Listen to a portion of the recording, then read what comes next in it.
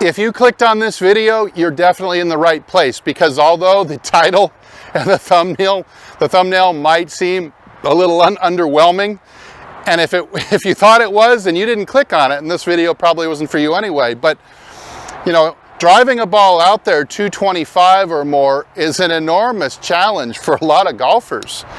I mean, you're looking at the average drive, and this is among male golfers in America that actually submit their statistics.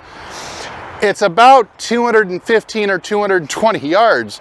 So you're talking about 60% of all golfers cannot drive a ball 225 yards on average. So for most of you, you're in the right place. So especially for the senior golfer, 225 is a fantastic milestone to get to, because at 225, playing off the white tees, it's unlikely that you're going to encounter a par 5 much over 400 yards. Maybe you'll get one 410, but when you can drive it out there 225 yards, the second shot's 175, you might be able to reach up by the green with a hybrid or a fairway wood.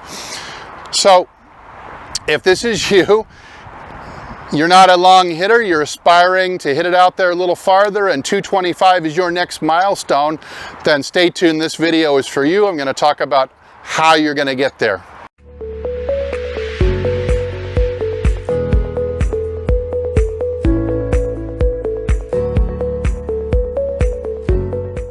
Hey, this is Steve from hititlonger.com. Look down in the description after this video, and there's a couple free things down there that I've left for you links to. Number one, it's my 30-minute video on how to cure your slice forever. Step by step, really simple. You can follow along and hopefully get rid of some of that slice that you've got that's keeping you from this 225. That's one of the big reasons that people don't reach 225, is they just slice it really bad. Secondly, I've got another product, an ebook down there, 50 tips for hitting your longest drives ever. There's tons of stuff in there, little things that will able to get you even 3, 4, 5 yards at a time. The simplest little things.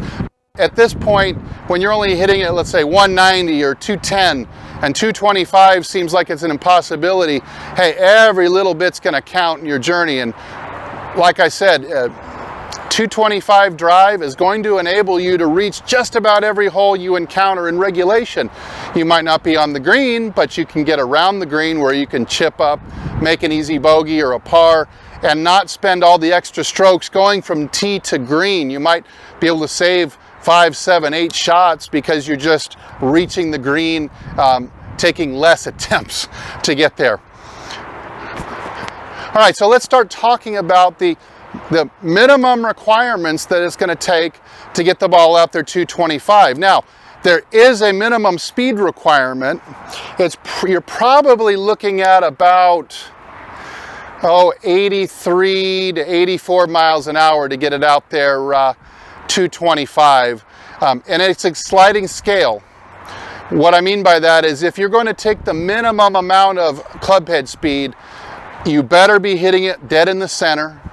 You better have a driver that really fits you for that speed, and you better be producing a really optimal ball flight, spin rate, all that, to take advantage of that small amount of club head speed. So it's around 83, maybe 84 miles an hour is realistically. But if you're going to average 225, or just if you're not as efficient, you're probably looking at more like 86 or 87 miles an hour to get it out there 225 with any regularity at all.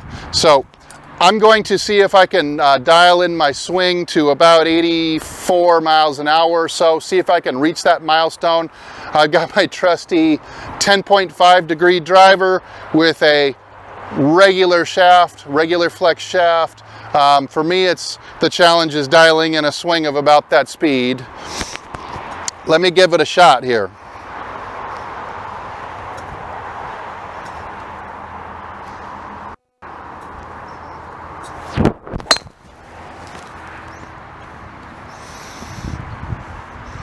That's a real good drawing down the left side of the fairway.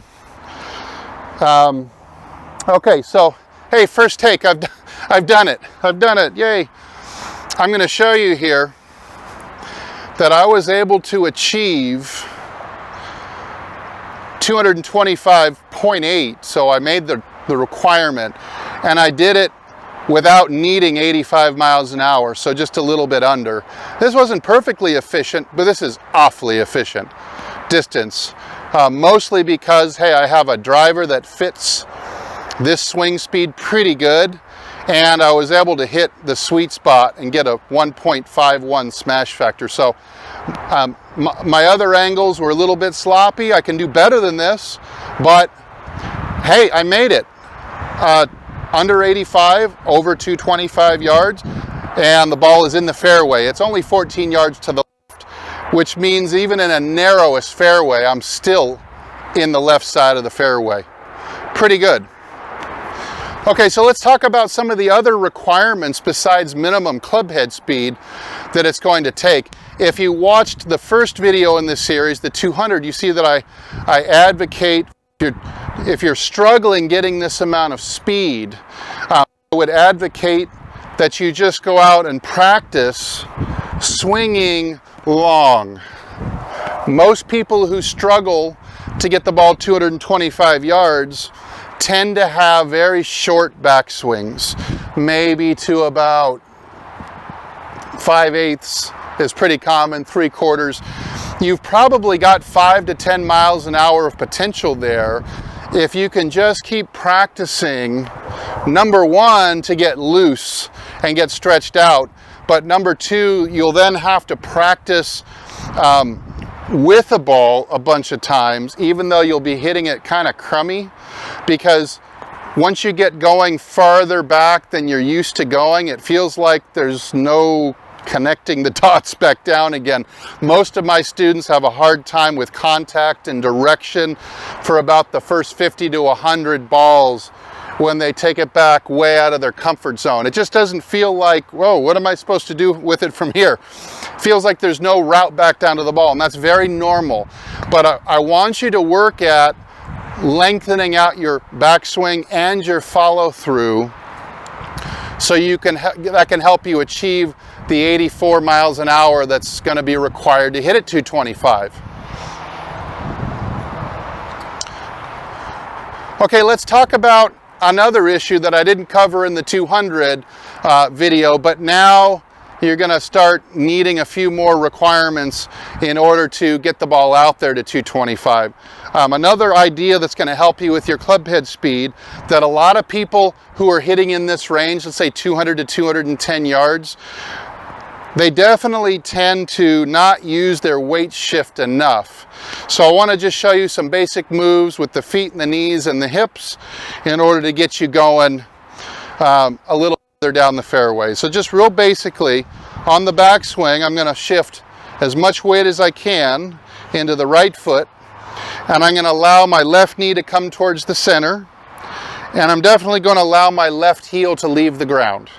So something like this.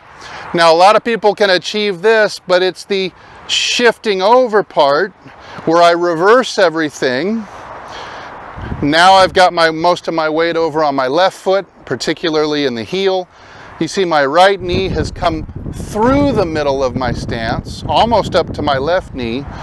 I'm lifting the right heel off the ground, and I'm rolling the right foot in, and this would be about my impact position. So I've already gotten daylight under my right heel by the time that I've struck the ball. A lot of people will be poor with their sequence who are hitting it short, or they won't shift their weight at all. So a lot of you out there, it's just pick the arms up, drop the arms. It's mostly an upper body attempt. You want to start, it's like a dance really. You just start practicing. You can do this in the house without a club. Then you might take it to the range and hit some pitch shots with it, work your way up to the driver. It will feel incredibly strange if you're not used to shifting your weight, especially if you're one of the fire and fall back guys out there, which there are a lot of. To get your weight finishing all on the left foot like this where you could pick this leg up and balance. Not easy to do at first if you've never really done it before. Remember that getting better always requires change.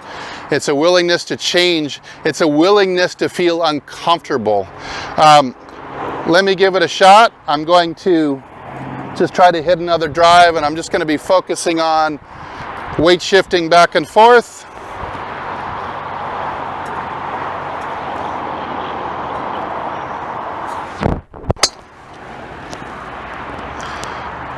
Notice here that I'm finishing, can almost stand on this leg and watch the ball land. Now I hit that pretty well, and I hit it right down the middle. Much slower than I anticipated, but I was so efficient that I almost got to 225 anyway. I want to show this to you. One of the most efficient drives I've ever hit. Only 81 miles an hour to make the ball go 222 yards. That is really hitting it efficiently. Again, I've got a sweet spot hit, and I'm hitting upwards on the ball, which we'll cover next. Okay, hey, new camera angle so that I can show you another one of the principles that tends to hold people back from hitting the ball 225 yards or more, and that's poor ball position. If you watched my first video on hitting 200 yards, you know that we're going to need a really high ball flight to get it out there at these distances. You need lift. Most people who are hitting it short simply do not have enough lift, either in their swing mechanics or with the driver that they're using. So in that other video, we talked about the loft required, 11 and a half, 12, maybe even 13 degrees in order to get that thing out there 200 yards. Now that we're going 225, we don't need quite as much lift. This 10 and a half regular is probably a pretty decent fit, given that I'm hitting up on the ball. And the way I'm going to do that is by moving it way forward in my stance. Most people are playing it, if you're really bad at this, you're playing it in the middle of your stance, and it's promoting a down strike, which will make you hit the ball on a low line drive. And although it might appear to be eating up yardage along the ground, really you're losing for every yard of roll you're gaining, you're losing 2 in the air. So it's a net loss. Again, we're looking for a ball that gets up quick, flies kind of like a rainbow. On the TrackMan here, I'm probably going to be looking for an ideal launch at 84 miles an hour. So of maybe, God, ideal would probably be 15 or 16 degrees, really.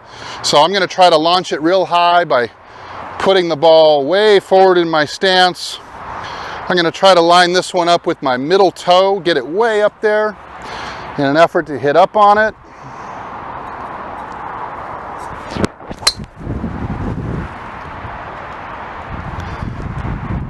And I was able to achieve a nice high drive.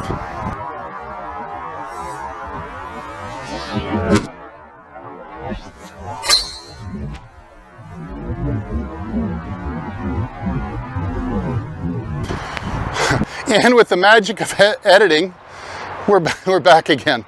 And I want to show you the drive that I just hit and you from the face on. I'm going to come over and show you. Yeah, I didn't quite go 225. I went 224 at 84 miles an hour. So pretty darn close to the predicted. Highly efficient. I'm in the fairway. And you can see I hit up pretty darn near the optimal 5 degrees on that last drive. Excellent contact, upwards 5 degrees. Swung from the inside a little bit for a draw, and hey, that's really, really efficient distance if you can get it out there. A lot of you watching this probably have the requisite club head speed to get it out there 225 yards, but you may be missing some of the other factors, like, you know, coming from the inside, hitting up on the ball, having enough loft in your driver, hitting the sweet spot, things like that. I've got a lot of other videos on the channel that talk about all these individual things more in detail. Might peruse through the list and take a look for one of those. I'll try to leave a couple links to those related videos down in the description. But that's about it to cover 225 and over. The speed that's needed You're going to start having to pay attention to a little bit more statistically without a TrackMan, which I would highly suggest if you're really struggling that you try to get on a TrackMan. Hey, send me the data. I will look at it for you. I would love to help you get to this milestone. But if not, just remember, generally you're looking for not a low climbing ball, but a ball that gets up quick, preferably draws a little bit would be nice instead of slicing way off in the trees with lots of spin. Let me know down in the comments section if anything was puzzling to you or you feel like I contradicted myself from some other video. That's okay. I'll see if I can clarify for you. As usual, thanks to Golf Development Complex here, the beautiful scenery. Next up will be the 250 milestone, and we'll cover all the minimum requirements for that, just like this video. But there'll be a whole, even though it's like a building block and you're going to need all the things we've covered in these first two to get to 250 also, I'll have some little bit of adjustments and also different technical things that you're going to need to do to get up to 90 miles an hour or so that's required to hit at 250. So, hey, I hope to see you in the next video, because that means that you're starting to hit it 25 yards longer. That would be fantastic. Thank you very much for watching, and I'll see you next time. Thanks.